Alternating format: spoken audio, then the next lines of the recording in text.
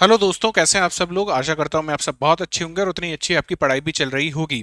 और आप सबका स्वागत है एनसीईआरटी फाउंडेशन के इस कोर्स में, जहां पे हम लोग देखेंगे ज्योग्राफी की क्लास 6 से लेकर 12 तक की एनसीईआरटी। आज हम लोग शुरू करने वाले हैं क्लास 6 एनसीईआरटी का चैप्टर नंबर 1, अध्याय 1 हम लोग शुरू करने वाले हैं। और ये जो क्लासेस रहने वाली हैं, ये इस दृष्टि से रहेंगे कि क्यों एनसीईआरटी एक फाउंडेशन बनाती हैं यूपीएससी की तैयारी का। जब हम फाउंडेशन कोर्स लेंगे तो मैं आपको बार बार ये चीजें रेफर करता हुआ चलूंगा कि ये चीजें हमने एनसीईआरटी में देखी थी, आपको याद है या नहीं है। और यकीन मानिए कि ज्योग्राफी की स्पेशली अगर मैं बात करूं, भूगोल की अगर मैं बात करूं, तो ये एनसीईआरटी बहुत ही इंपॉर्टेंट किताबें हैं। हम लोग क्लास 6, 7, 8 में बहुत ज्यादा टाइम स्पेंड नहीं लगाएंगे, लेकिन क्लास 10th, क्लास 11th और क्लास 12th की अगर एनसीईआरटी आप देखेंगे तो आप यकीन मानिए वो बहुत ही इंपॉर्टेंट एनसीईआरटी है। और क्लास 11th की एनसीईआरटी के बारे में तो मैं कह सकता हूं कि जिस तरीके से कहा जाता है कि पॉलिटी की जो लक्ष्मीकांत की जो किताब है, राजव्यवस्था की जो लक्ष्मीकांत की जो किताब है, उसे कहते हैं कि वो पॉलिटी की बाइबल है। उसी तरीके से क्लास 11th की जो भौतिक भूगोल की किताब है, मैं उसे कह सकता हूं वो भूगोल की क्या है, बाइबल रहेगी आप लोगों के लिए। और हम बहुत ही अच्छे डिटेल डिस्कशन में चलेंगे और आप यहां से पाएंगे कि बहुत सारे सवाल सीधे सीधे यूपीएससी ने अपनी प्रारंभिक परीक्षा में और अपनी मुख्य परीक्षा में पूछे हैं। तो शुरू करते हैं क्लास 6 एनसीईआरटी का। यह है चैप्टर नंबर 1। और चैप्टर नंबर 1 में हम लोग क्या पढ़ने वाले हैं, सौर मंडल में पृथ्वी। और मैंने ये आपको पहले ही बता दिया है कि ये क्लास 6 के लिए नहीं है ये बैच, ये किसके लिए, एक यूपीएससी का जो विद्यार्थी है, यूपीएससी सिविल सेवा परीक्षा का जो विद्यार्थी है, उसको मद्देनजर रखते हुए यहाँ पे क्लासेस में डिलीवर करूंगा। अपनी क्लासेस बिल्कुल यूपीएससी की तर्ज पे रहने वाली हैं। ठीक है, चलिए शुरू करते हैं सौर मंडल में पृथ्वी। अब चैप्टर का नाम आपने देख लिया, चैप्टर का नाम क्या है, सौर मंडल में पृथ्वी। सौर मंडल क्या होता है, सबसे पहले ये जानने की कोशिश करेंगे। और दूसरी चीज हम जानने की कोशिश करेंगे कि पृथ्वी क्या है।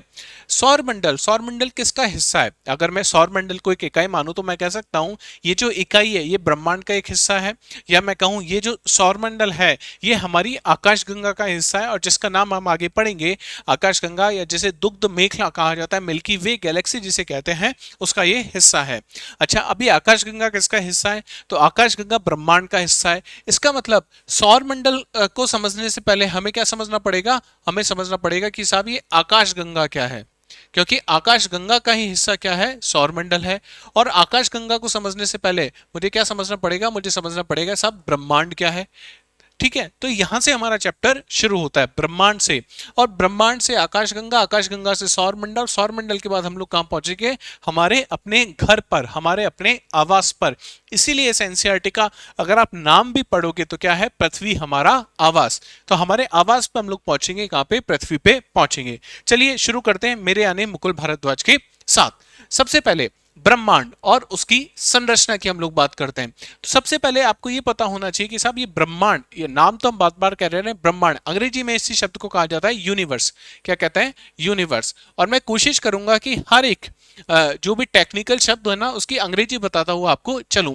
अब यूनिवर्स क्या चीज है, ब्रह्मांड क्या चीज है, जो भी आप अपने आसपास देख रहे हैं। ठीक है, अपने आसपास, अब आप ये मत कहिएगा सब मैं तो अपने आसपास किताबें देख रहा हूं, पेन देख रहा हूं, ये तो है ही बिल्कुल, ये तो लेकिन बहुत छोटी चीजें हैं। अपने आसपास हम लोग देख रहे हैं ग्रह, हमने अपने आसपास देख रहे हैं उपग्रह। ठीक है, अपने आसपास देख रहे हैं हम लोग तारे, ये सब किसका हिस्सा है, ये सब ब्रह्मांड का हिस्सा है। तो यहाँ पे परिभाषा अगर आप देखो, ब्रह्मांड की परिभाषा क्या है, अनंत आकाश गंगा, अनंत आकाश जिसमें अरबों आकाश गंगाएं और खगोलीय पिंड शामिल हैं। तो यहाँ पे दो चीजें आपने देखी कि ब्रह्मांड के अंदर आपको क्या क्या देखने को मिलेगा। सबसे पहले आपको देखने को मिलेंगी बहुत सारी आकाश, आकाश गंगा आपने देखी, साथ ही साथ आपने क्या देखी, बहुत सारे क्या हैं, खगोलीय, खगोलीय पिंड, खगोलीय पिंड, इंग्लिश में इन्हें कहा जाता है सेलेस्टियल बॉडीज। अच्छा, क्या आकाश गंगा का हिस्सा भी है खगोलीय पिंड, तो हाँ बिल्कुल, आप पाओगे कि आकाश गंगाओं के अंदर भी आपको क्या देखने को मिलते हैं, खगोलीय पिंड देखने को मिलते हैं। तो मैं कह सकता हूं आकाश गंगा में आपको क्या देखने को मिलेगा, आपको देखने को मिलेगा देखो तारा या तारों का समूह आपको देखने को मिलेगा। तारों के समूह के अलावा आपको ग्रह देखने को मिलेंगे, आपको उपग्रह देखने को मिलेंगे। ठीक है, इन सब से मिलकर क्या बनती है, आकाशगंगाएं बनती है। और बहुत सारी आकाश गंगाओं से मिलके क्या बनता है, ब्रह्मांड बनता है। तो मैं कह सकता हूं, इस तरीके से हम लोग कह सकते हैं कि यार तारा, या मैं लिख देता हूं यहां पे तारों का समूह, तारों का समूह। अब तारों के समूह के साथ इसमें अपने आप ऑटोमेटिकली कौन कौन सी चीजें आ गई, इसके अंदर आ गया ग्रह, इसके अंदर आ गया उपग्रह, इसके अंदर आ गए क्षुद्र ग्रह, इसके अंदर आ गए क्या, जिसको हम बोलते हैं एस्टेरॉइड और मेटेरॉइड्स, क्या क्या आ गए, उल्का पिंड यहाँ पे आपको देखने को मिलेंगे। तो ये सभी चीजें किसके अंदर आ गई, हमारे इस तारों के समूह ग्रह और उपग्रह के अंदर आ गई। इनको हम लोग क्या कह रहे हैं, ये सब है खगोलीय, ये सब क्या है, ये है खगोलीय पिंड।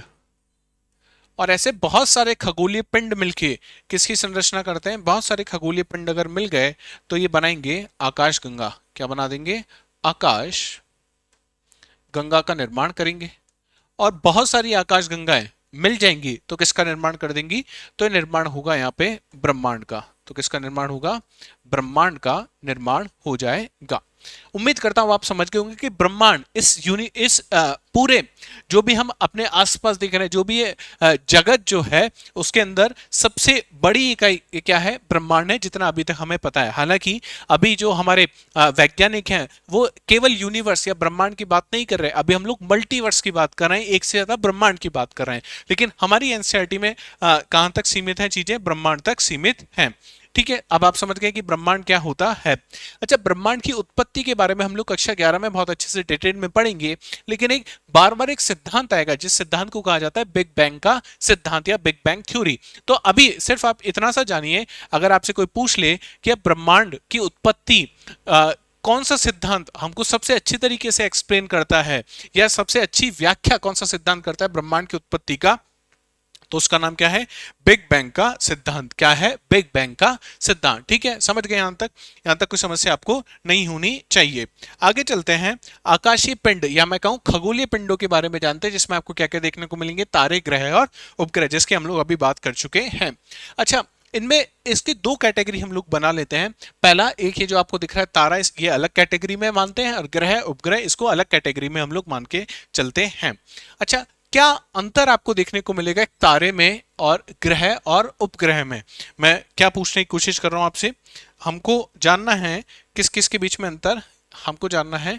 एक तो तारा है आपके सामने, और दूसरा आपके पास क्या है, या तो ग्रह मान लेते हैं या इसको उपग्रह, ये एक कैटेगरी में हम लोग मान लिए। इन दोनों में क्या अंतर आपको देखने को मिलेगा, तो आप मुझसे कह सकते हो कि साहब जो तारा है, जो स्टार है, इसके पास क्या मिलेगा आपको, इसके पास खुद का प्रकाश आपको देखने को मिलेगा। ठीक है, और इसके पास खुद की क्या मिलेगी आपको, ऊष्मा देखने को मिलेगी। फिर से सुनिएगा, तारे के पास क्या होती है, अपने खुद का प्रकाश का स्रोत होता है तारे के पास, और क्या होता है, ऊष्मा का स्रोत भी तारे के पास आपको देखने को मिलेगा। वहीं पे अगर बात करें ग्रह और उपग्रह की, तो ना तो इनके पास खुद का प्रकाश का स्रोत होगा, इनके पास क्या नहीं होगा, प्रकाश का स्रोत नहीं होगा, और ना ही इनके पास क्या होगा, ना ही इनके पास कोई ऊष्मा का स्रोत होगा। तो ऐसे खगोलीय पिंड या ऐसे आकाशीय पिंड जिनके पास प्रकाश का खुद का स्रोत है और ऊष्मा का खुद का स्रोत है, वो क्या कहलाएंगे, तारे कहलाएंगे। और ऐसे खगोलीय पिंड जिनके पास ना तो खुद का प्रकाश का स्रोत है ना ऊष्मा का स्रोत है, क्या कहलाएंगे, वो कहलाएंगे या तो ग्रह या उपग्रह। तो दो कैटेगरी हमने देखी किसकी, खगोलीय पिंडों की, जिनके पास या तो प्रकाश का स्रोत है या जिनके पास प्रकाश का स्रोत नहीं है। देखते हैं क्या लिखा हुआ है। खगोलीय पिंड, रात के आकाश में दिखाई देने वाली सभी वस्तुएं जैसे तारे, ग्रह, उपग्रह, क्षुद्र ग्रह आदि क्या कहलाते हैं, खगोलीय पिंड कहलाते हैं। ठीक है, अब समझिए तारे क्या होते हैं, वह खगोलीय पिंड जो बहुत बड़े हैं, आकार में क्या देखने को मिलेंगे, खगोलीय पिंड बड़े देखने को मिलते हैं। इसका मतलब अगर खगोलीय पिंडों की आपसे अंतर में पूछ लिया जाए, तारे, उपग्रह, ग्रह, उपग्रह और तारों के मध्य, तो आकार किसका बड़ा आपको देखने को मिलेगा, तारों का आकार आपको बड़ा देखने को मिलेगा। दूसरी चीज क्या लिखी हुई है, क्या होते हैं ये, गर्म होते हैं। गर्म क्यों होते हैं, क्योंकि इनके पास खुद का क्या होगा, ऊष्मा का स्रोत होता है। यह गैसों से बने होते हैं। कौन? तारे किससे बने हैं? गैसों से बने हुए हैं। जैसे हमारे सबसे नजदीक कौन सा तारा है? तो आप कहोगे पृथ्वी के सबसे नजदीक आपको सूर्य देखने को मिलेगा। और सूर्य के अंदर कौन सी गैसें आपको देखने को मिलती है? मुख्यतः हाइड्रोजन और हीलियम गैसें आपको देखने को मिलेंगी। इसलिए यहां कहा जा रहा है कि तारे किस चीज से बने हैं? तारे गैसों से बने होते हैं। किससे बने हैं? गैसों से बने होते हैं। और इनकी अपनी ऊष्मा और क्या होता है? प्रकाश। ये हमने देख लिया, इनके पास खुद की ऊष्मा का स्रोत होता है, साथ ही साथ इनके पास खुद का प्रकाश का स्रोत भी आपको देखने को होता है। और क्या लिखा हुआ है आगे? सूर्य भी क्या है? तारा है। आपसे ये भी पूछा जा सकता है कि पृथ्वी के नजदीक, पृथ्वी के समीप कौन सा तारा आपको देखने को मिलेगा? सबसे ज्यादा समीप कौन सा तारा है? तो सबसे समीप हमारे पास सूर्य आपको देखने को मिलेगा। ठीक है, चलिए बार बार पृथ्वी की बात हो रही है, तो पृथ्वी है क्या? तो अभी हमने देखा कि ऐसा खगोलीय पिंड जिसके पास ना तो खुद का प्रकाश हो, ना खुद का ऊष्मा का स्रोत हो, वो क्या होगा? वो या तो ग्रह हो सकता है या उपग्रह हो सकता है। ठीक है, अब पृथ्वी क्या है? क्या पृथ्वी ग्रह है या पृथ्वी उपग्रह है? तो ग्रह की परिभाषा में एक इंपॉर्टेंट चीज ये होती है कि ग्रह किसके चारों तरफ चक्कर लगाते हैं? तो आप कहोगे साहब जो ग्रह हैं वो तारों के चारों तरफ क्या लगाते हैं? चक्कर लगाते हैं। जबकि जो उपग्रह होते हैं वो किसके चारों तरफ तक चक्कर लगाएंगे? उपग्रह तारों के चारों तरफ क्या लगाते हैं? चक्कर लगाते हैं। तो पृथ्वी किसके चारों तरफ चक्कर लगाती है? ये हमने बचपन से जाना है कि पृथ्वी सूर्य के चारों तरफ चक्कर लगा रही है। तो पृथ्वी क्या है? पृथ्वी एक ग्रह है। अब बात करते हैं पृथ्वी की परिभाषा की या ग्रहों की परिभाषा की बात करते हैं। ग्रहों को अंग्रेजी में कहा जाता है प्लैनेट्स। क्या कहा जाता है? अंग्रेजी में इन्हें कहा जाता है प्लैनेट्स। प्लैनेट्स, ठीक है। प्लैनेट्स जो शब्द है, प्लैनेट्स एक ग्रीक भाषा का शब्द होता है, वहां से लिया गया है। और इसका मतलब क्या होता है? इसका मतलब होता है वह वस्तु जो लगातार क्या कर रही है? घूम रही है, उसको आप क्या कह दोगे? प्लैनेट्स कह देते हैं। अब ग्रह की परिभाषा में आप देखो, वह खगोलीय पिंड जो किसके चारों तरफ चक्कर लगा रहे हैं? तारों के चारों ओर एक निश्चित कक्षा में। ये बहुत ही इंपॉर्टेंट है कि कौन सी कक्षा में? एक निश्चित कक्षा। अब आप पूछोगे साहब कक्षा क्या होती है? तो जो ग्रह हैं वो जब तारों के चारों तरफ चक्कर लगाते हैं तो उनका एक रास्ता बनता है। क्या बनता है? एक रास्ता बनता है। वो रास्ता कैसा होना चाहिए? वो रास्ता निश्चित होना चाहिए। कैसा होना चाहिए? निश्चित रास्ता होना चाहिए। मान लेते हैं ये हमारा क्या है? सूर्य है। और सूर्य के चारों तरफ कौन चक्कर लगा रहा है? सूर्य के चारों तरफ। आप कहोगे साहब ये क्या है? ये ग्रह है। और ग्रह सूर्य के चारों तरफ क्या लगा रहे हैं? चक्कर लगा रहे हैं। तो ग्रह जिस रास्ते पे चल रहे हैं इसको आप ग्रह की क्या कहोगे? इसे आप कहोगे इसकी ग्रह की कक्षा है। अंग्रेजी में इसे कहा जाता है ऑर्बिट। क्या कहा जाता है? ऑर्बिट इसे कहा जाता है। तो ग्रह की कक्षा कैसी होती है? ग्रह की कक्षा हमेशा आपको निश्चित देखने को मिलेगी। इनकी अपनी ऊष्मा और प्रकाश नहीं होती। क्या पृथ्वी के पास खुद का कोई प्रकाश का स्रोत है? तो आप कहोगे साहब नहीं, पृथ्वी अगर सूर्य को हटा दिया जाए तो पृथ्वी आपको चमकती हुई देखने को नहीं मिलेगी। जो आपको नीली नीली देखने को मिलती है आकाश में जाके, वो वैसा प्रकाश में आपको देखने को नहीं मिलेगा। ना ही इसके पास क्या है? खुद का कोई ऊष्मा का स्रोत है। यह तारे के प्रकाश से क्या होते हैं? प्रकाशित होते हैं। तो सूर्य का होना जरूरी है। अगर सूर्य नहीं होगा तो जितने भी ग्रह आपको देखने को मिलते हैं, जैसे हम कहते हैं कि शनि जो है वो भोर का तारा है या सांझ का तारा है, इसका मतलब वो आपको चमकता हुआ दिखाई देगा अगर पृथ्वी पे आप हैं।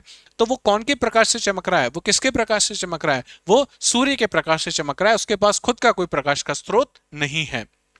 उपग्रह की अगर अपन बात करें तो वह खगोलीय पिंड जो ग्रहों के चारों ओर चक्कर लगाते हैं उन्हें आप क्या कहोगे? उन्हें आप कहोगे उपग्रह। अब ग्रह क्या है? अभी हमने देखा पृथ्वी क्या है? ग्रह।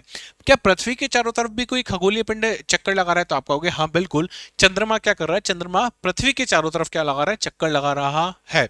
अभी आपको पता होगा निसार जो सैटेलाइट है उसको इसरो ने और नासा ने क्या किया? उसको अंतरिक्ष में भेजा है। तो वो भी क्या कर रहा है? पृथ्वी के चारों तरफ चक्कर लगा रहा है। तो ऐसे पिंड जो पृथ्वी के चारों तरफ चक्कर लगा रहे हैं, किसी ग्रह के चारों तरफ चक्कर लगा रहे हैं, आप उन्हें क्या कहोगे? उपग्रह कहोगे। तो तीन चीजें आपको पता लग गई कि तारा क्या होता है, ग्रह क्या होता है और उपग्रह क्या होता है।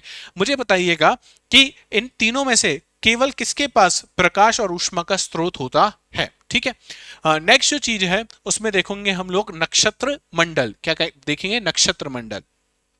नक्षत्र मंडल के आगे जो चीज लिखी हुई है इसको देखिए, तारों का समूह। तो नक्षत्र मंडल क्या होता है? तारों का एक समूह होता है। क्या होता है? तारों का एक समूह होता है। अभी कुछ समय पहले हम लोग एक और परिभाषा पढ़ के आए हैं जिसमें हमने ये पढ़ा था आकाशगंगा क्या होती है। देखा था अभी हमने आकाशगंगाएं क्या होती हैं? आकाशगंगा में हमने देखा था, इसमें भी आपको क्या देखने को मिलेंगे? तारों का समूह देखने को मिलेगा। आकाशगंगा भी तारों का समूह है और नक्षत्र मंडल भी तारों का समूह है। तो कैसे अंतर मिलेगा आपको? आकाशगंगाओं में जो तारे हैं ये बहुत ज्यादा है, बहुत ज्यादा है, मतलब आपको करीब करीब 10 की घात 12 इतनी संख्या में क्या देखने को मिलेंगे? तारे देखने को मिलेंगे। जबकि नक्षत्र मंडल में हम तारों की बात करें तो इनकी संख्या क्या होती है? बहुत ही सीमित होती है। जैसे सप्तऋषि मंडल, ये क्या है? एक नक्षत्र मंडल है। सप्तऋषि मंडल में कितने तारे आपको देखने को मिलेंगे? तो सप्तऋषि मंडल में आपको 7 तारे देखने को मिलेंगे। कहां 10 की घात 12 और कहां 7 तारे। तो ये अंतर है किस किस में? आकाशगंगा में और नक्षत्र मंडल के मध्य। पढ़ लेते हैं परिभाषा क्या है। तारों के ऐसे समूह जो विभिन्न पैटर्न या क्या बनाते हैं? आकृति बनाते हैं, उन्हें आप क्या कह दोगे? नक्षत्र मंडल कह दोगे। जैसे सप्तऋषि, कैसा है? सप्तऋषि। अब सप्तऋषि मंडल अगर आप ध्यान से देखोगे तो कुछ इस तरीके से दिखाई देगा वो आपको। ये 4 तारे आपको देखने को मिल रहे हैं, उसके बाद 1 2 और 3, ये सप्तऋषि मंडल 7 तारों का एक समूह है। तो इसका एक क्या है? निश्चित आकार है। तो निश्चित आकार, ये इसके क्या देखने को मिल रहा है? एक आकृति आपको देखने को मिल रही है निश्चित। इसको आप क्या कह दोगे? ये है आपका नक्षत्र मंडल। इसके उदाहरण अंग्रेजी में से कहा जाता है अर्सा मेजर, इसी तरीके से आपको अर्सा माइनर भी देखने को मिलेगा। उसके अलावा ओरियन आपको देखने को मिलेगा, जिसमें एक शिकारी नुमा आपको आकृति देखने को मिलेगी। इस सप्तऋषि मंडल का एक प्रमुख तारा आपको पता होना चाहिए, जिसे क्या कहा जाता है? जिसे कहा जाता है ध्रुव तारा। क्या कहा जाता है? ध्रुव तारा। और आप सब जानते हैं कि जो ध्रुव तारा है वो कौन सी दिशा में मिलेगा हमें? ध्रुव तारा हमें उत्तर की दिशा में देखने को मिलेगा। किस दिशा में? उत्तर की दिशा में। इसका मतलब अगर आपके पास कंपास नहीं है, आपके पास कोई दिशा सूचक यंत्र नहीं है और आपको नौ वहन करना है, तो किसकी सहायता से किया जाता है? वो ध्रुव तारे की सहायता से किया जाता है और किया जा सकता है। आज से हजारों साल पहले हमारे पास जब दिशा सूचक यंत्र नहीं थे तो जो परिवहन होता था, नौवहन जो होता था मुख्यतः, वो किसके आधार पर हम लोग करते थे? दिशाओं के आधार पर किया करते थे। और दिशा हमें कौन बताता था उस समय? ये ध्रुव तारा। कौन सी दिशा बताएगा? उत्तर दिशा बताएगा। यहां से यूपीएससी ने एक बार सवाल भी पूछा है। आप अगर पीवाईक्यू जाएंगे तो इस ध्रुव तारा से संबंधित आपको सवाल देखने को मिल जाएगा। ठीक है, ये ध्रुव तारा, जिसे क्या कहा जाता है अंग्रेजी में? पोल स्टार कहा जाता है। नेक्स्ट चीज की हम बात करते हैं। हमारे सौर मंडल का सबसे प्रमुख जो सदस्य है, जो सबसे सौर मंडल के केंद्र में आपको देखने को मिलेगा, उसका नाम क्या है? उसका नाम है सूर्य। क्या नाम है उसका? सूर्य। अंग्रेजी में से क्या कहते हैं हम लोग? इसे कहा जाता है सन। क्या कहा जाता है? सन इसे कहा जाता है। ठीक है, अच्छा सूर्य क्या है? तो आप जानते हैं सूर्य एक खगोलीय पिंड है, और खगोलीय पिंड में भी जिसके पास प्रकाश होगा, जिसके पास ऊष्मा होगी, उसे आप क्या कह दोगे? वो एक तारा है। तो सूर्य बेसिकली क्या है? एक तारा है। तारे की परिभाषा में हमने एक और चीज देखी थी कि तारे किससे बने होते हैं? गैसों से बने होते हैं। तो सूर्य किससे बना हुआ है? हाइड्रोजन गैस से बना हुआ है। और ये हाइड्रोजन गैस धीमे धीमे किसमें परिवर्तित हो रही है? हीलियम में परिवर्तित हो रही है। ये हाइड्रोजन और हीलियम की क्या कहानी है, हम आगे देखेंगे। लेकिन आपसे अगर पूछ लिया जाए कि सूर्य के अंदर कौन सी गैसें विद्यमान है, तो आप कह दोगे साहब हाइड्रोजन और हीलियम क्या है? विद्यमान है। ठीक है, हाइड्रोजन और हीलियम गैसों से बना हुआ है। इसका व्यास पृथ्वी के व्यास से कितना है? 109 गुना है। इसका मतलब अगर पृथ्वी का जो व्यास है वो अगर x है, तो सूर्य का व्यास आपको कितना देखने को मिलेगा? 109 गुणा x। इतना बड़ा है हमारा सूर्य। ठीक है, सौर मंडल की सभी ऊर्जाओं का एकमात्र स्रोत क्या आप देखने को मिलेगा? सूर्य। इसका मतलब हमारे सौर मंडल में जितनी भी ऊष्मा आप देख रहे हो, जितना भी आप प्रकाश देख रहे हो, उसका एकमात्र स्रोत क्या है? उसका एकमात्र स्रोत है ये सूर्य। तो अगर आपसे पूछ लिया जाए कि साहब सौर मंडल में प्रकाश का और ऊष्मा का स्रोत कौन है, तो अकेला स्रोत हमारे पास क्या है? केवल सूर्य आपको देखने को मिलेगा। सूर्य का गुरुत्वाकर्षण बल सौर मंडल को क्या रखता है? बांधे हुए रखता है। अब ये गुरुत्वाकर्षण बल क्या होता है? देखो शब्द को ध्यान से देखो, गुरुत्व प्लस आकर्षण, ऐसा बल जो आकर्षित करता है। क्या करता है? आकर्षित करता है। अब सूर्य पृथ्वी को अपने ओर आकर्षित कर रहा है। सूर्य जो एकदम आखिरी में आप देखोगे अरुण और वरुण जो ग्रह हैं उनको क्या कर रहा है? अपनी ओर आकर्षित कर रहा है, और वो लगातार क्या कर रहे हैं? सूर्य के चारों तरफ चक्कर लगा रहे हैं। अगर सूर्य का गुरुत्वाकर्षण कमजोर हो जाए, सूर्य का गुरुत्वाकर्षण बल कमजोर हो जाए, तो ये जितने भी ग्रह सूर्य के चारों तरफ चक्कर लगा रहे हैं अपनी अपनी कक्षा को छोड़ के कहां चले जाएंगे? अंतरिक्ष में चले जाएंगे। तो हमारे सौर मंडल को किसने बांधा हुआ है एक परिवार की डोर में, तो उसके पीछे जो जिम्मेदार है वो कौन है? सूरज का जो गुरुत्वाकर्षण बल है वो उसके पीछे जिम्मेदार है। ठीक है, यहां तक आपको पता होना चाहिए। आगे चलते हैं। ये यूपीएससी का तथ्य है, मतलब यूपीएससी फाउंडेशन वाले कोर्स में हम आगे देखेंगे कि सूर्य के केंद्रीय भाग में नाभिकीय संलयन या न्यूक्लियर फ्यूजन की प्रक्रिया होती है, जिससे अत्यधिक ऊर्जा उत्पन्न होती है। अब दो चीजें, दो रिएक्शन होती हैं, एक तो होता है न्यूक्लियर फ्यूजन, एक होता है न्यूक्लियर फ्यूजन। अब एक क्या होता है? हाइड्रोजन हीलियम में परिवर्तित होता है या हीलियम हाइड्रोजन में परिवर्तित होता है, ये आने वाली कक्षाओं में हम लोग जानेंगे। लेकिन अभी आप इतना सा जानिए कि हमारे सौरमंडल में जो ऊर्जा का एकमात्र स्रोत है उसका नाम क्या है? उसका नाम है सूर्य। उसका नाम क्या है? सूर्य है। हमारे सौरमंडल के बारे में बात करें तो सौरमंडल के एक सदस्य को तो अब आप जान चुके हो, जिसका नाम क्या है? सूर्य है। जिसका नाम क्या है? सूर्य। अच्छा, सूर्य के अलावा आप कुछ चीजें और जानते हो कि हमारे सौरमंडल में आपको देखने को मिलेंगे कुछ ग्रह, ग्रहों के चारों तरफ चक्कर लगाते हुए आपको देखने को मिलेंगे उपग्रह। क्या इसके अलावा भी कुछ चीजें हैं? तो हाँ, इसके अलावा भी कुछ अन्य खगोलीय पिंड भी आपको देखने को मिलते हैं। जैसे आपको उल्का पिंड आपको देखने को मिलेंगे, आपको क्षुद्र ग्रह आपको देखने को मिलेंगे। उन सबसे मिलके क्या बनता है? एक परिवार बनता है। उस परिवार का नाम क्या है? सौरमंडल है। इस सौरमंडल में क्या क्या चीजें मिलेंगी? सूर्य मिलेगा, 8 ग्रह मिलेंगे, उपग्रह मिलेंगे, क्षुद्र ग्रह मिलेंगे, उल्का पिंड मिलेंगे और धूमकेतु मिलेंगे। क्या क्या मिलेंगे? समझ में आ गया?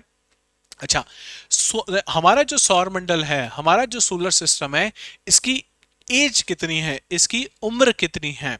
तो आप पाओगे कि आज से करीब 4.6 अरब वर्ष पूर्व पहले, कितना? 4.6 अरब वर्ष पूर्व पहले क्या बना था? हमारा सौरमंडल बन के तैयार हुआ था। तो इसकी एज कितनी है, इसकी उम्र कितनी हो गई? 4.6 अरब वर्ष पूर्व बना था। और ये एक परिवार के रूप में कैसे बना? तो उसके पीछे कौन जिम्मेदार है? सूर्य का गुरुत्वाकर्षण बल। कौन जिम्मेदार है इसके पीछे? सूर्य का गुरुत्वाकर्षण बल। ये हमारा सौरमंडल। तो यहाँ पे आप देख रहे हो, ये है हमारा सूर्य। सूर्य के बाद पहला ग्रह, दूसरा, तीसरा हमारा पृथ्वी, चौथा, पांचवा, 6, 7 और 8। ये 8 प्रमुख ग्रह आपको देखने को मिलते हैं। इसके अलावा आपको मंगल ग्रह और बृहस्पति ग्रह के बीच में यहाँ पे एक पेटी देखने को मिलती है, एक बेल्ट देखने को मिलती है। और मैं कहूं यहाँ पे आपको कौन से ग्रह देखने को मिलेंगे? क्षुद्र ग्रह की एक पेटी यहां देखने को मिलती है। ये सब मिलके क्या बनाते हैं? हमारा सोलर सिस्टम बनाते हैं, हमारा सौर मंडल का निर्माण करते हैं। अब ग्रहों की श्रेणियां हम लोग देखते हैं। ग्रह जो हैं वो हम लोग दो भागों में विभाजित कर देते हैं। कौन कौन से? आंतरिक ग्रह और बाहरी ग्रह। अब आप देखिए, ये जो क्षुद्र ग्रह की पेटी है, इसके और सूर्य के मध्य ये जो आपको 4 ग्रह देखने को मिल रहे हैं, ये कौन से ग्रह होंगे? आंतरिक या बाहरी? तो आपको सब सूर्य के पास हैं, और ग्रहों में अगर देखा जाए तो अंदर की तरफ है, तो कौन से ग्रह हो जाएंगे? आंतरिक ग्रह। और वहीं पे जो क्षुद्र ग्रह की पेटी के बाहर की तरफ जो है, ये कौन से ग्रह होंगे? बाहरी ग्रह। और इसमें एक अंतर आपको यहाँ पे तुरंत नजर आ जाएगा कि ये जो ग्रह हैं जिनको हम आंतरिक ग्रह कह रहे हैं, ये आकार में काफी छोटे हैं, जबकि बाहरी ग्रहों को आप ध्यान से देखो तो आकार में क्या देखने को मिलेंगे? काफी बड़े ग्रह आपको देखने को मिलते हैं। तो देखो, आंतरिक ग्रह या अंग्रेजी में कहा जाता है इनर प्लैनेट्स। क्या कहा जाता है? इनर प्लैनेट्स इन्हें कहा जाता है। आंतरिक ग्रह में सूर्य के निकट होते हैं। इनकी सतह चट्टानी होती हैं। चट्टानी मतलब ठोस आपको देखने को मिलेंगे। जैसे पृथ्वी की जो सतह है कैसी है? ठोस है, आप उस पर खड़े हो सकते हो। तो इस तरह के ग्रहों को हम लोग कौन से ग्रह कहेंगे? चट्टानी ग्रह कहेंगे।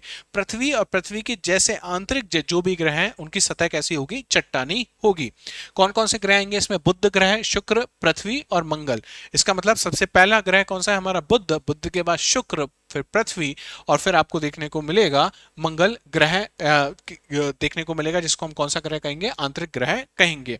उसके बाद शुद्ध ग्रह की पेटी के बाद अगर आप देखोगे तो कौन से ग्रह मिल रहे हैं हमको? बाहरी ग्रह देखने को मिल रहे हैं, जिसमें प्रमुख रूप से आपको बृहस्पति, शनि, यूरेनस और नेपच्यून देखने को मिलेगा। यह आकार में कैसे आपको देखने को मिलेंगे? विशालकाय आपको देखने को मिलेंगे।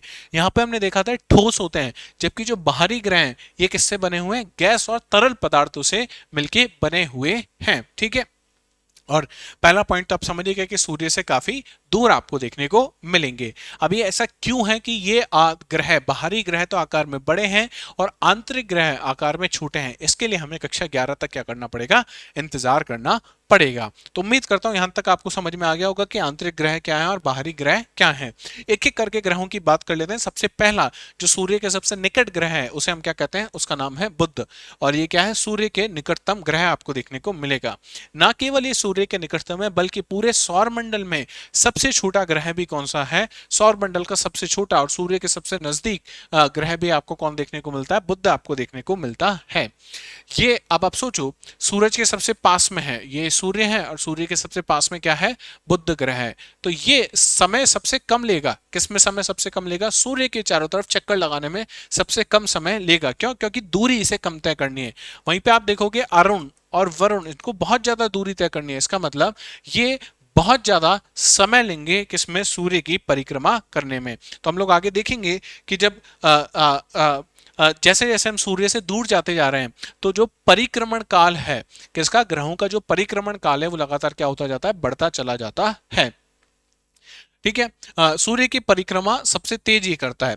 कोई वायुमंडल नहीं है इसलिए इसके तापमान में अधिक उतार चढ़ाव होता है। ठीक है, आप बुध में पाओगे कि यहाँ पे कोई वायुमंडल नहीं है। समझ गए। बुध के पास कोई प्राकृतिक उपग्रह भी नहीं है। जैसे पृथ्वी के पास एक प्राकृतिक उपग्रह जिसका नाम क्या है, चंद्रमा है, बुध के पास कोई प्राकृतिक उपग्रह नहीं है। ठीक है, तो ये तो हमारा पहला ग्रह था। दूसरा शुक्र, शुक्र को क्या कहा जाता है, पृथ्वी का जुड़वा कहा जाता है। पृथ्वी की बहन भी किसे कहा जाता है, शुक्र को कहा जाता है। क्यों कहा जाता है, क्योंकि पृथ्वी के आकार और द्रव्यमान में सबसे अधिक समान आपको कौन देखने को मिलेगा, शुक्र ग्रह देखने को मिलेगा। जैसी आकृति किसकी, पृथ्वी की, वैसी आकृति आपको शुक्र की देखने को मिलेगी। साथ ही साथ जितना द्रव्यमान पृथ्वी का करीब करीब उतना ही द्रव्यमान किसका देखने को मिलेगा, शुक्र का देखने को मिलेगा। इसलिए इसे क्या कह दिया हमने, पृथ्वी का जुड़वा कह दिया है। यह सबसे चमकीला ग्रह है। याद करो मैंने कहा था कि एक तारा है जिसे हम भोर का तारा या सांझ का तारा कहते हैं। क्यों, क्योंकि वो खुद के प्रकाश से नहीं चमकता, वो सूर्य के प्रकाश के कारण चमकता है। तो वो कौन सा तारा है, इसी की हम बात करते हैं। ये क्या है, सबसे चमकीला ग्रह है। कार्बन डाइऑक्साइड के घने वायुमंडल के कारण यह सौर मंडल का सबसे गर्म ग्रह है। यह बात इंपॉर्टेंट है, यहां से भी यूपीएससी ने सवाल पूछा है। क्यों, क्योंकि हमारे दिमाग में डायरेक्टली रहेगा कि बुध चूंकि सूर्य के सबसे पास है तो बुध क्या होना चाहिए, सबसे गर्म होना चाहिए। लेकिन शुक्र सबसे ज्यादा गर्म है। क्यों, क्योंकि शुक्र के वायुमंडल में हमको कौन सी गैस देखने को मिलती है, हमको गैस देखने को मिलती है कार्बन डाइऑक्साइड। और कार्बन डाइऑक्साइड की एक विशेषता यह है कि ये ऊष्मा को क्या कर लेती है, अंदर तो आने देती है, बाहर नहीं जाने देती है। तो इसको अंदर ही अंदर क्या करती रहेगी, ये गर्म करती रहेगी। तो सबसे गर्म ग्रह कौन सा मिलेगा आपको, शुक्र देखने को मिलता है। ठीक है, इसे सुबह का तारा, भोर का तारा और शाम का तारा भी इसे कहा जाता है। ठीक है, यह अपनी धुरी पर पूर्व से पश्चिम की ओर घूमता है। अच्छा, तो इसमें सर कौन सी बड़ी बात हो गई, बाकी जितने भी ग्रह आप देखोगे वो अपनी धुरी पर, अपने अक्ष पर पश्चिम से पूर्व की ओर घूमते हैं। ये कहां से कहां घूमता है, पूर्व से पश्चिम की ओर घूमता है। बात रखिएगा किसकी, शुक्र की। तीसरा हमारे ग्रह पे हम लोग आ चुके हैं, पृथ्वी। पृथ्वी को एक और किस नाम से जाना जाता है, नीले ग्रह के नाम से जाना जाता है। क्यों, क्योंकि पानी की उपलब्धता कहां देखने को मिलेगी, पृथ्वी के अंदर आपको देखने को मिलती है। पृथ्वी का करीब 2/3 हिस्सा, कितना हिस्सा, पृथ्वी का 2/3 हिस्सा किससे घिरा हुआ है, जल से घिरा हुआ है, पानी से घिरा हुआ है। इसलिए पृथ्वी को कौन सा ग्रह कह रहे हैं हम लोग, नीला ग्रह कह रहे हैं। सूर्य की दूरी के हिसाब से, सूर्य से अगर दूरी मापोगे तो कौन सा ग्रह है, ये पृथ्वी हमारा तीसरा ग्रह है। अगर आकार में देखोगे तो पांचवा सबसे बड़ा ग्रह कौन देखने को मिलेगा, पृथ्वी देखने को मिलेगा।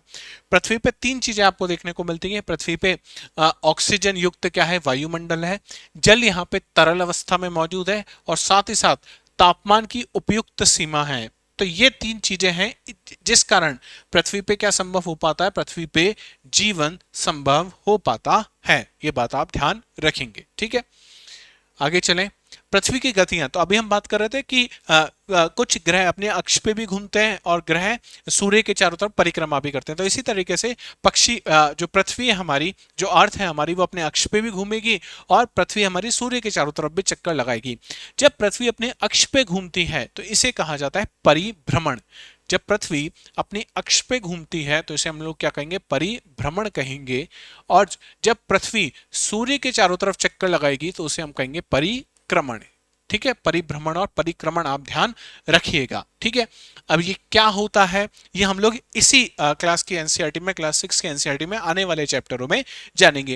लेकिन पृथ्वी कितने प्रकार की गति कर रही है, दो प्रकार की गति कर रही है। एक को हम कह रहे हैं परिभ्रमण, जब अपने अक्ष पे घूम रही है, और एक वो गति जब पृथ्वी सूर्य के चारों तरफ घूम रही है, जिसे हम क्या कह रहे हैं, परिक्रमण कह रहे हैं।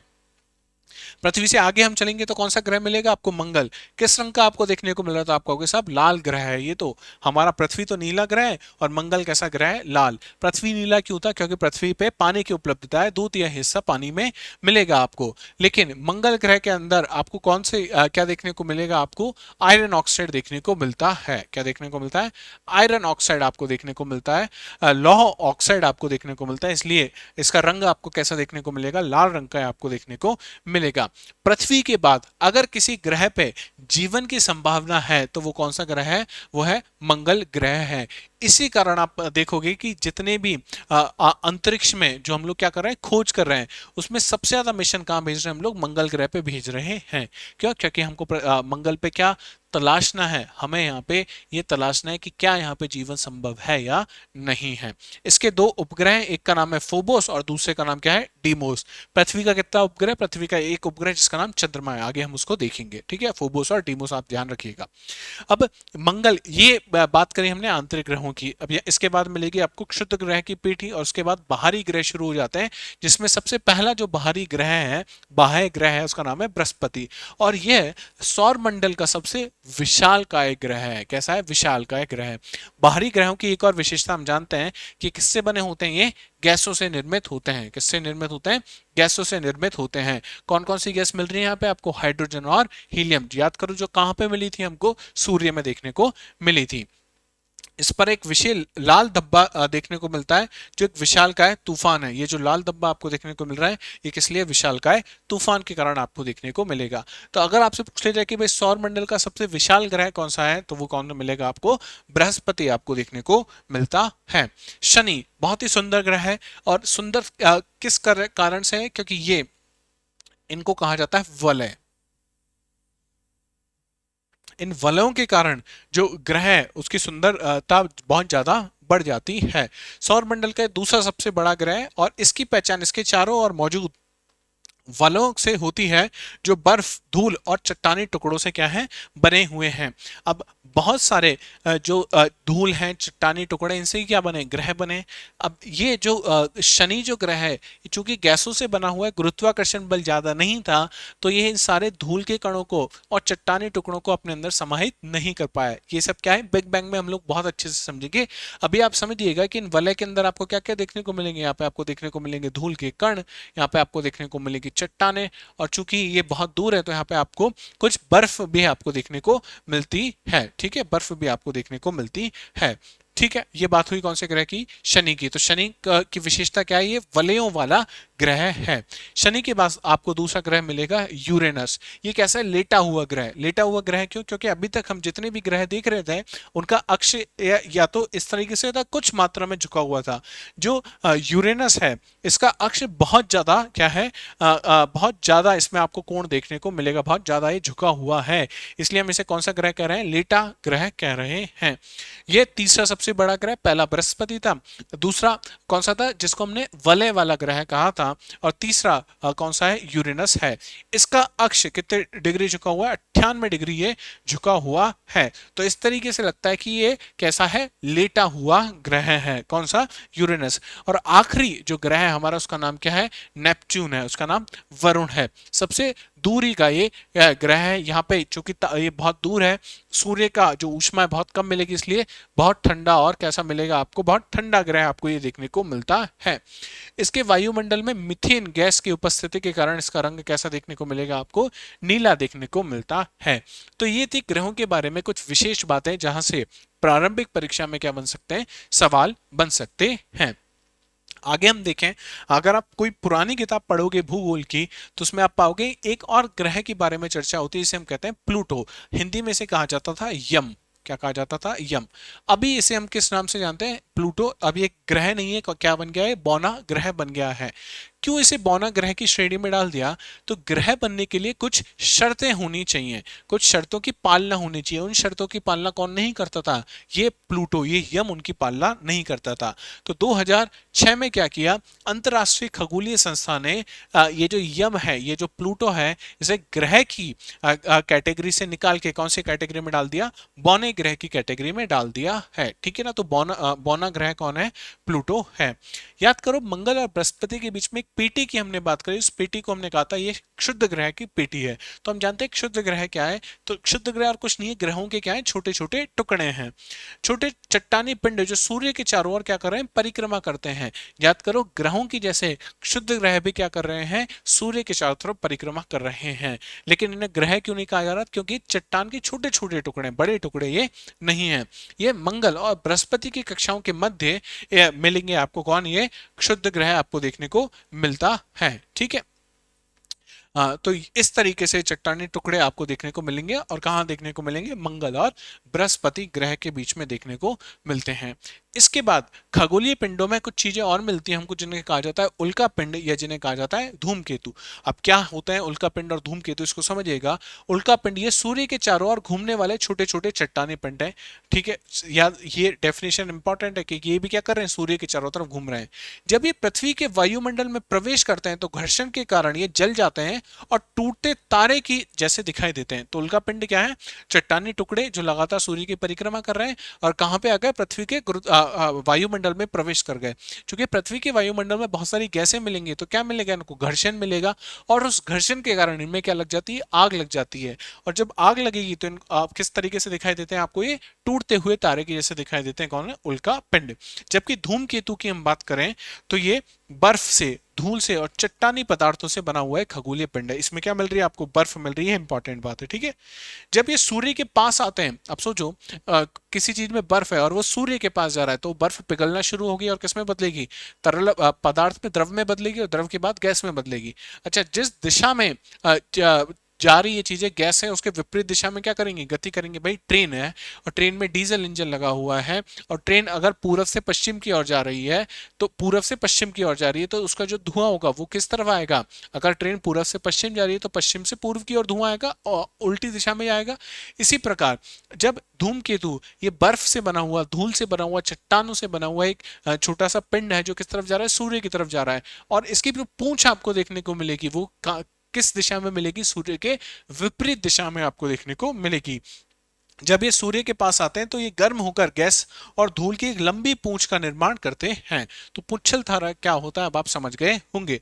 तो ये थे आपके उल्का पिंड और धूमकेतु। हमारा प्राकृतिक उपग्रह, हमारा मतलब पृथ्वी का प्राकृतिक उपग्रह, इसका नाम क्या है? चंद्रमा है। और हम जानते हैं कि उपग्रह क्या होता है? ये ग्रहों के चारों तरफ क्या करते हैं? चक्कर लगाते हैं।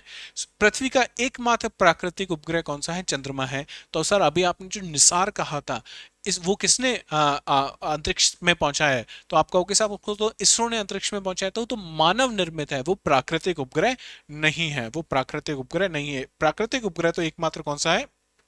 चंद्रमा है। इसका व्यास पृथ्वी के व्यास का लगभग 1/4 है। पृथ्वी से क्या ये छोटा आपको देखने को मिलता है। चंद्रमा का घूर्णन, चंद्रमा अपने अक्ष पे जो घूमता है, और चंद्रमा का परिक्रमण काल, ये दोनों ही करीब करीब बराबर है। कितने दिन का समय लगता है? 27 दिन का इसमें समय लगता है। इसलिए चंद्रमा का केवल एक हिस्सा ही पृथ्वी पे आपको दिखाई देता है। चंद्रमा का दूसरा जो हिस्सा है वो कभी भी आपको पृथ्वी से दिखाई नहीं देता है। क्यों? क्योंकि इसी तरीके से घूमता रहेगा, 27 दिन घूमने में लगाएगा अपने अक्ष पे, और 27 दिन ही परिक्रमा में लगाता है। ठीक है, यह हमारा प्राकृतिक उपग्रह है। ठीक है। तो ये था बहुत छोटा सा चैप्टर, इंटरेस्टिंग चैप्टर, जो क्या कर रहा है? हमको भूगोल में प्रवेश करवा रहा है। भाई हमको भूगोल में पढ़ना क्या है? भूगोल का मतलब है पृथ्वी का अध्ययन। तो पहले ये तो जान ले कि पृथ्वी क्या है, पृथ्वी है कहाँ, पृथ्वी किसका हिस्सा है। तो वो सारी चीजें हमको ये चैप्टर बताता है। बहुत ही छोटा सा चैप्टर है, यूपीएससी ने प्रीलिम्स में यहाँ से कई बार सवाल पूछे हैं, इसलिए थोड़ा सा इंपॉर्टेंट भी है। आगे हम जैसे जैसे बढ़ते जाएंगे आपको इन चैप्टर की इंपॉर्टेंस भी समझ में आने लगेगी। तो रेस्टलेस नहीं होना है शुरू में कि यार ये सब चीजें, देखो ये मैं मानता हूँ क्लास 6 की एनसीईआरटी है, आप सब लोग ज्ञान में बहुत आगे हैं, आपको लगता होगा कि क्लास 6 के एनसीईआरटी से क्या है, लेकिन कई बार ऐसे सवाल यहाँ से फंस जाते हैं जो प्रीलिम्स के पेपर में जो हम सॉल्व करना जब एग्जाम के प्रेशर में जब होते हैं तो सॉल्व नहीं हो पाते। तो ऐसी दुर्घटना हमारे साथ ना हो, और जब हम फाउंडेशन कोर्स में हम लोग पहुंचे और भूगोल को समझने की कोशिश करें तो वहां पे ऐसा कोई कंसेप्ट ना हो जिसका फाउंडेशन हमें नहीं आता हो, है ना। इसलिए एनसीईआरटी बहुत जरूरी है। आप यकीन मानो, एक बार 12 तक की एनसीईआरटी हमने खत्म कर ली, आपको खुद को ऐसा लगने लगेगा कि हाँ, अब मुझे भूगोल की एक समझ विकसित मुझ में हो गई है। अब भूगोल के बारे में जो भी चर्चाएं हो रही हैं उसमें मैं पार्टिसिपेट कर सकता हूं, उसको मैं समझ सकता हूं। तो इसलिए बहुत ही जरूरी है क्लास 6 से 12 तक की एनसीईआरटी। तो अब मिलेंगे हम लोग नेक्स्ट क्लास में। नेक्स्ट क्लास में हम लोग चैप्टर नंबर 2, अध्याय नंबर 2 शुरू करेंगे। तब तक आपको क्या करना है, अगर आपको एनसीईआरटी लेनी है, चाहे वो ऑनलाइन ले लो चाहे आप ऑफलाइन लो, और जैसे ही क्लास खत्म हो, हर क्लास के बाद आपको कोशिश करना है कि एनसीईआरटी में से वो चैप्टर आप पूरी तरीके से क्या कर लें, पढ़ लें। मुश्किल से क्लास के बाद आप पढ़ोगे तो मुश्किल से 10 से 15 मिनट लगेगी आपको एक चैप्टर खत्म करने में, ठीक है। अभी नोट्स नहीं बनाने, क्लास 6, 7, 8 क्लास के एनसीईआरटी के नोट्स बनाने की अभी आपको कोई जरूरत नहीं है, ठीक है। तो मिलते हैं नेक्स्ट क्लास में, तब तक अपना ध्यान रखिए। जय हिंद, जय भारत।